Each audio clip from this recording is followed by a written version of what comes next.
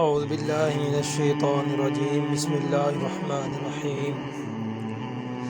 استغفار کرنا۔ نبی کریم صلی اللہ علیہ وسلم کے غلام زید رضی اللہ تعالی عنہ کہتے ہیں کہ انہوں نے رسول اللہ صلی اللہ علیہ وسلم کو فرماتے سنا،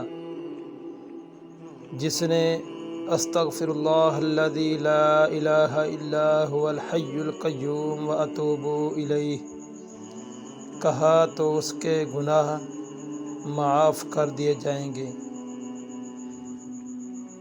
اگرچہ وہ میدان جنگ سے کیوں نہ بھاگا ہوا ہو، اس کے گناہ معاف کر دیے جائیں گے۔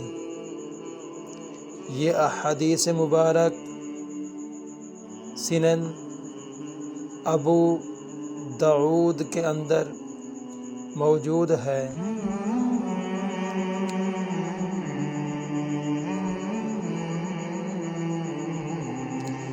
رسول اللہ صلی اللہ علیہ وآلہ وصحبہ وبارک وسلم نے ارشاد فرمایا، جس نے ٹھنڈے وقت کی 2 نمازیں وقت پر پڑھیں، ان 2 نمازوں کا نام فجر اور عصر ہے، تو وہ بندہ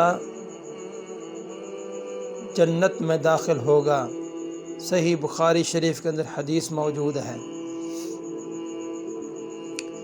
حضرت علی کرم اللہ وجہ الکریم فرماتے ہیں،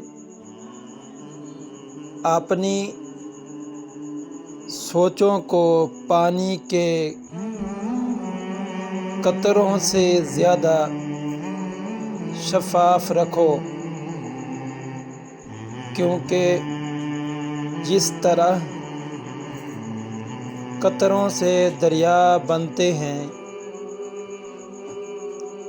اس طرح سوچوں سے ایمان کی بنیاد بنتی ہے، ایمان بنتا ہے۔ رسول اللہ صلی اللہ علیہ وآلہ واصحابہ وبارک وسلم نے ارشاد فرمایا، ایک مسلمان دوسرے مسلمان بھائی کے لیے ایک عمارت کی مانند ہے، جس کی ایک اینٹ دوسری اینٹ کو مضبوط کرتی ہے۔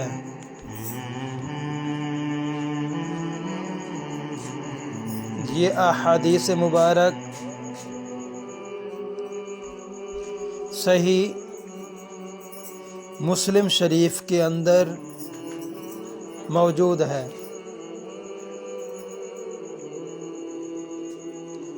رسول اللہ صلی اللہ علیہ وآلہ وصحبہ وبارک وسلم نے ارشاد فرمایا،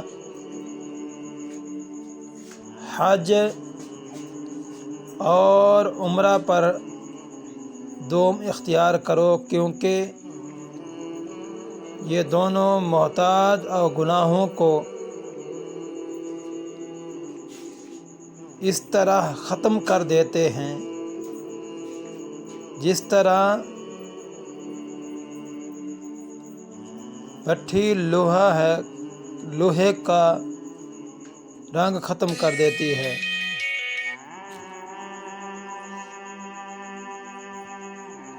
یہ احادیث مبارک